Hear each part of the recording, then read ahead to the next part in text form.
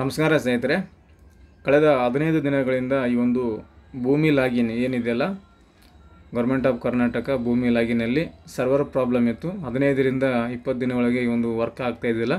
ನಾಡ ಕಚೇರಿ ಆಗಿರ್ಬೋದು, ಸರ್ವಿಸ್ಗಳು ಬಂದಾಗಿದ್ದು. ಇವತ್ತು ಓಪನ್ ಆಗಿದೆ ಸ್ನೇಹಿತರೆ.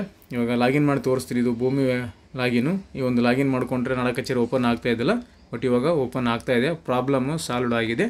ಸೊ ನೀವು ಕೂಡ ಓಪನ್ ಮಾಡಿ ನೋಡ್ಕೊಳ್ಳಿ. ನಾನು ಮಾರ್ನಿಂಗ್ ಒಂದು ಸಲ ಲಾಗಿನ್ ಮಾಡಿ ನೋಡಿದೆ. ಸೊ ನಾಡ ಕಚೇರಿ ಓಪನ್ ಆಗಿದೆ. ಇವಾಗ ನಿಮಗೆ ಲೈವ್ ಆಗಿ ತೋರಿಸ್ತೀನಿ. ಭಾಳಷ್ಟು ಜನ ಓಪನ್ ಆಗಿಲ್ಲ ಅಂತ ಅಂದ್ಕೊಂಡು ಕುಂತಿರ್ತಾರೆ. ಸೊ ಹಾಗಾಗಿ ಇನ್ಫಾರ್ಮೇಷನ್ ಕೊಟ್ಟಿದ್ದೀನಿ ನಿಮಗೆ, ಅಂದರೆ ಯೂಸ್ ಮಾಡಬೇಕು. ಅದು ಈ ಒಂದು ಭೂಮಿ ಲಾಗಿನಲ್ಲಿ user I D, password, captcha code ಹಾಕಿ ಲಾಗಿನ್ ಅಂತಿದ್ದೆಲ್ಲ ಈ ಒಂದು ಲಾಗಿನ್ ಮೇಲೆ ಕ್ಲಿಕ್ ಮಾಡ್ಕೊಳ್ಳಿ. ನೋಡಿ, ಇವಾಗ ಲಾಗಿನನ್ನು ಮಾಡ್ಕೊಂಡಿದ್ದೀನಿ.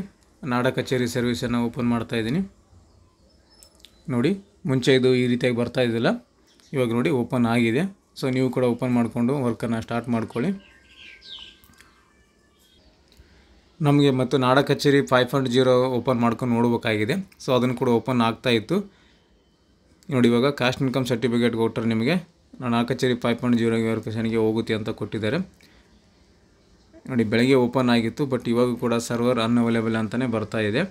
ಸೊ ಸರ್ವರ್ ಪ್ರಾಬ್ಲಮ್ ಇದೆ. ಸೊ ಹಾಗಾಗಿ ಈ ರೀತಿಯಾಗಿ ಬರ್ತಾ ಇದೆ, ಸರ್ವರ್ ಅನ್ಅವೈಲೇಬಲ್ ಅಂತ.